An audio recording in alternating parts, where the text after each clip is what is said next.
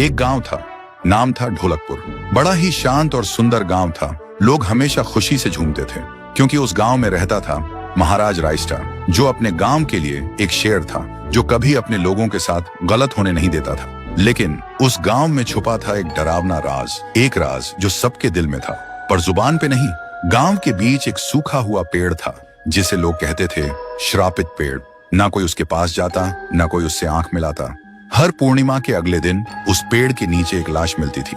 लोग कहते रात में कोई आता है और लाश छोड़ जाता है, लेकिन कभी किसी ने कुछ देखा नहीं, और देखता भी कैसे। जो देखता वो अगले दिन पेड़ के नीचे होता था। एक दिन रायस्टार ने ठान लिया, बस अब और नहीं, इस राज का अंत मैं ही करूंगा, क्योंकि ढोलकपुर का नाम मिट्टी में मिल रहा था।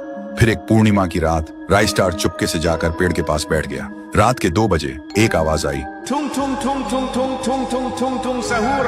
और फिर वो पेड़ भूत में बदल गया। वो भूत कुछ अजीब सा था, एक भयानक शैतानी हंसी वाला चेहरा, आंखें बड़ी बड़ी। वो पेड़ चल के एक घर के गेट को जोर जोर से खटखटाने लगता है। तभी एक आदमी डर के मारे आवाज सुन के बाहर निकलता है। वो भूत अपने लकड़ी जैसे हाथ से एक ऐसा थप्पड़ मारता कि उसकी सांस वहीं थम जाती है, और उसी जगह उस लाश को ले जाता है और वापस फिर से पेड़ बन जाता था। देखते ही रायस्टार का दिल कांप जाता है, पर वो कुछ बोलता नहीं।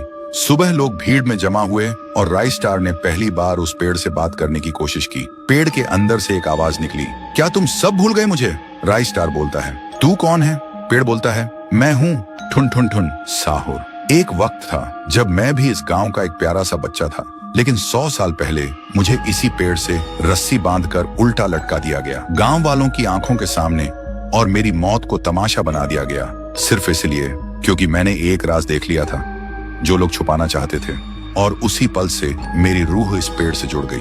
उस दिन से मैं इंसान नहीं, एक सज्जा बन गया, और हर पूर्णिमा में एक राजदार को चुनता हूँ और फिर उसे उसकी खामोशी का हिसाब देता हूँ। रायस्टार बोलता है, लेकिन अब तो वो लोग मर चुके हैं ना, जो तेरा कसूरवार थे। अब तू मासूम लोगों को क्यों मार रहा है? पेड़ कुछ देर चुप रहता है, फिर बोलता है, ठीक है, बस एक बार मुझे याद करो, एक दिया जला दो, फिर मैं कभी किसी को नहीं मारूंगा। फिर रात में सब लोग आते हैं, एक एक दिया जलाते हैं, और तभी पेड़ अपने आप से आग पकड़ लेता है, और आखिर में मुक्ति मिलती ठुन ठुन ठुन साहुर को। उस दिन के बाद गांव में कभी कोई लाश नहीं मिली। हर पूर्णिमा में लोग एक दिया जलाकर उसकी यादों को जिंदा रखते हैं, क्योंकि अगर भूल गए तो सपने में एक आवाज सुनाई देती थी, थुंग थुंग थुंग थुंग थुंग थुंग थुंग थुंग थुंग सहूर।